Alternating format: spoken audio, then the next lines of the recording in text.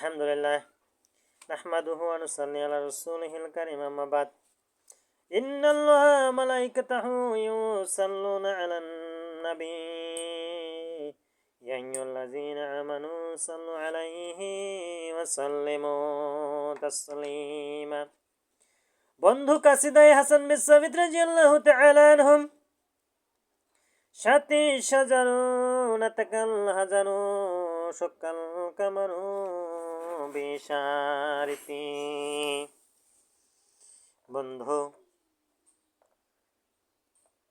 দরুদে সাদি রহমতুল্লাহ আলাইহি বালাগাল উলা বিকামালিহি كشفت تجا بجماله حسنت جميع خصاله صلوا عليه وآله اللهم صل على سيدنا مولانا محمد وعلى آل سيدنا شافينا محمد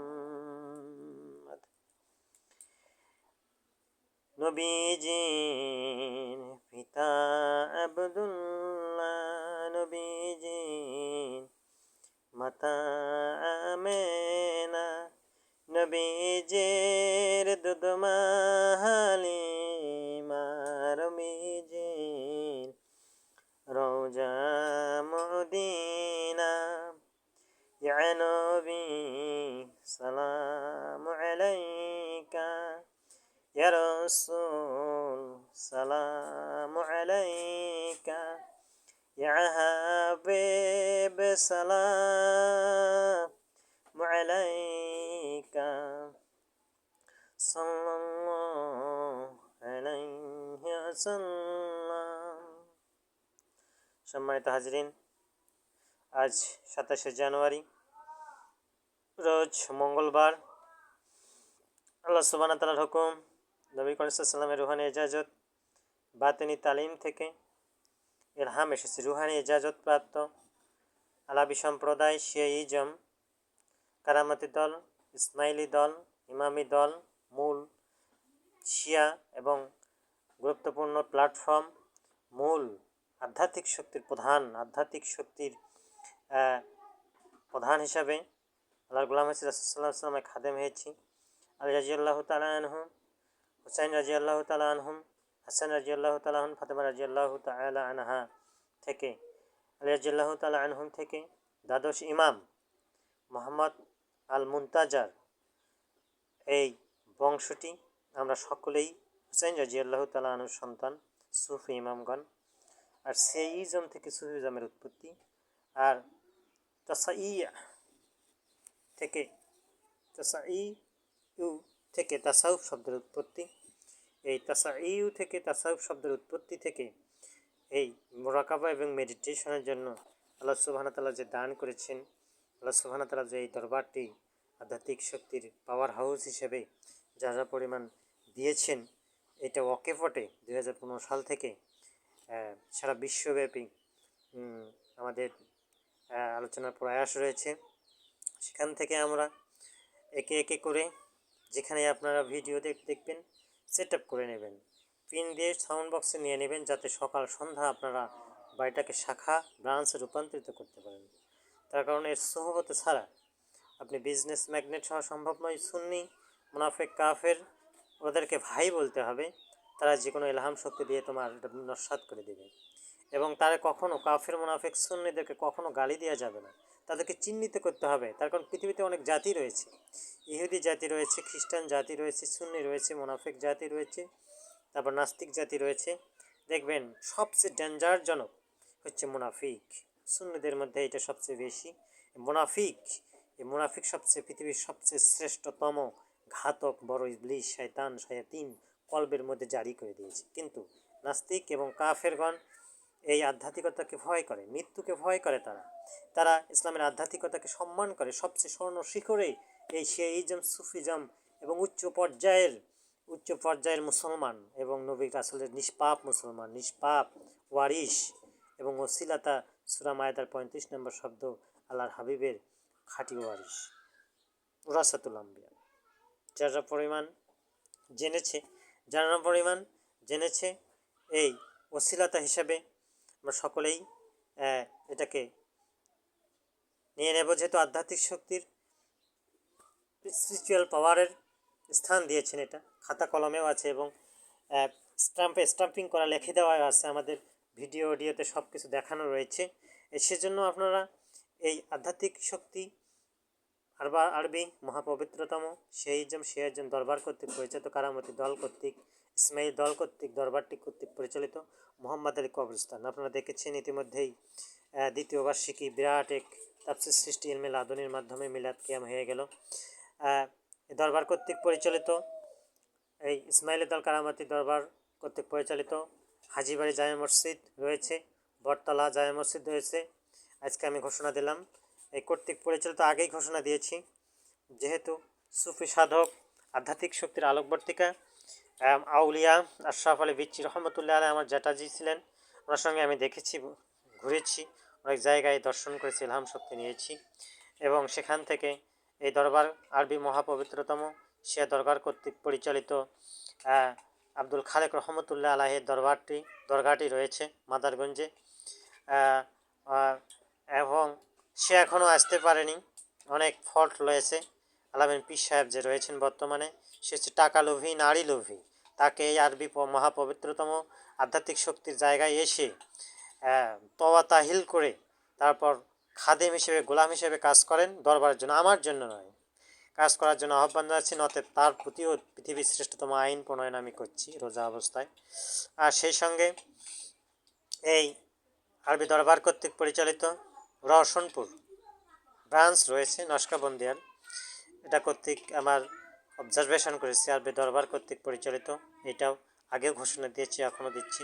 তাদের পীর সাহেবরা রয়েছেন পাকিস্তানের পাঞ্জাব আব্দুল খালেক রহমতুল্লাহ আলাহের মোহাম্মদ খান, আপনি আমার শ্রদ্ধেয় ব্যক্তি সম্মানিত মোহাম্মদ খান ওনাকে আমি বলছি, আপনারা সেখান থেকে মনিটরিংয়ের মাধ্যমে উগ্রপন্থী এবং চরমপন্থী খলিফাদেরকে ডিনাই করবেন, তাদেরকে পদচ্যুত করে দেবেন। তাদের একটা পথ খোলা রয়েছে, যেহেতু লুৎফর রহমান আমার সুফি ম্যাডামের অনুমতি ক্রমে সে যদি এসে দরবারগুলোতে আধ্যাত্মিক শক্তির এখানে এসে তওবা তাহিল করে দরবারে মাথা খুঁটিয়ে এবং তওবা তাহিল করে যদি কাজ করে, সে লুৎফর রহমান মাওলানা সুন্নি মতবাদ, সে হয়তো বা শিয়া মতবাদ, শিয়াইজম, ইসমাইল দল, কারামতি দলে আসতে পারে এবং তার অনুমতি ক্রমে তার জন্য পথ খোলা রয়েছে। মোহাম্মদ খানকে বলবো, আপনি শীঘ্রই এই কাজগুলো করে নিন। তার কারণ আমাদের আধ্যাত্মিক শক্তির দরবারগুলোতে কোনো রকমের উগ্রপন্থী চরমপন্থীদের স্থান নেই। তাদেরকে দেখা মাত্রই আইন প্রণয়নভাবে বা ডিসকার্ড করে দিতে হবে, ডিলিট করে দিতে হবে, তাদেরকে পদ থেকে অপসারণ করতে হবে। এটা আল্লাহর রুহানি ইজাজত, আল্লাহর হুকুম, নবী সাল্লাল্লাহু রুহানি ইজাজত বাতিন তালিম থেকে আলোচনা করতেছি। আরেকটি তথ্য জানাই, সেটা হচ্ছে তরফবাজি রয়েছে সাদুল্লাপুরের, অত্যন্ত স্নেহভাজন, অত্যন্ত অসহত্ব এবং সুফি আধ্যাত্মিক শক্তির আলোকবর্তিকা হচ্ছেন মুজিবুর মুন্সি, অত্যন্ত আমার প্রিয় ভাজন। এবং তার একজন নাতি রয়েছেন, তাক আইনের আওতায় নিয়ে আসা হয়েছে, সে চরমপাতি এবং উগ্রবাদী, তাকেও আমি আইনের মধ্যে রাখতেছি, সে উগ্রবাদীর মধ্যে পড়ে, তাকে ডিসকার্ড করার জন্য আমি আহ্বান জানাচ্ছি। সেজন্য খুব মুজিবুর মুন্সি অত্যন্ত একজন শ্রদ্ধাভাজন এবং সাদামাটা এবং সুফিদের লিডার, তাসাউফের লিডার হিসেবে উনি কাজ করতেছেন। আমরা তার সঙ্গে আছি এবং ওনাকেও আমি বলবো, আল্লাহ সুবহানাহু ওয়া তাআলার হুকুম, নবী সুবহানাহু ইজাজত বাতিনি তালিম থেকে আপনার টিম নিয়ে এসে দরবার শরীফে এসে আধ্যাত্মিক শক্তি প্ল্যাটফর্মে এসে আপনারা আমলগুলো করবেন। খতমে খাজিগান, খতমে আরবি আমরা বলতেছি ইয়া 3টা এসএম যারা পরিমাণ, ইয়া হালিমু, ইয়া লতিফু, ইয়া লতিফু এবং ইয়া রশিদ, 3টি বিখ্যাত ফেমাস আল্লাহর গুণবাচক নাম। এই গুণবাচক নামের সঙ্গে আমরা সম্পৃক্ততা রয়েছি এবং থাকব। সেই সঙ্গে বটতলায় আধ্যাত্মিক শক্তির দরগা, এটা মনিটরিং করবেন, আমি সুফি মাকে বলেছি, ম্যাডামকে বলেছি। আর একটা ফতোয়া জানিয়ে দেই, আপনারা যখন মা এবং শরীয়তে 10 জন রয়েছেন, আর একটা আইন প্রণয়ন করছি, এলাম এসেছে রুহানি ইজাজতভাবে, যে 10 জনের সঙ্গে বিবাহ নিষিদ্ধ। আর সুফি মা দেখবেন এবং সুফি মা সহকারে তাদেরকে থাকবেন এবং তাদের সঙ্গে আপনারা মা হিসেবে 10 জনের মতো আলোচনা করবেন, দেখবেন। আর অন্যান্য যে মেয়েদের খপ্পর থেকে পালানোর জন্য মুতা বিবাহ করে নেবেন। এটা হচ্ছে লা ইলাহা ইল্লাল্লাহ মুহাম্মাদুর রাসূলুল্লাহ সাল্লাল্লাহু আলাইহি ওয়াসাল্লাম এবং দরুদ শরীফ 11 বার এবং দরুদ শরীফ সাল্লাল্লাহু আলাইহি সাল্লাম এটা পড়ে নেবেন। তাহলে আপনার মুতা বিবাহ হয়ে যাবে। আপনার আমলগুলোতে ওই মেয়েটা ধ্বংস করতে পারবে না এবং ওই কাফের মোনাফেক সকলে আপনার কি হয়ে যাবে, আপনার সমগামী যেরকম বিবাহ হয়ে যায় আমেরিকা বিভিন্নখানে রয়েছে তার আওতায় পড়বে। তার কারণ আপনার একমাত্র আপনি আল্লাহর গোলামের রাসূল সাল্লাল্লাহু আলাইহি ওয়াসাল্লামের খাদেম হবেন, আপনার জান্নাতে হুর থাকবে। পৃথিবীতেও এই ধরনের এক্সাম্পল রয়েছে।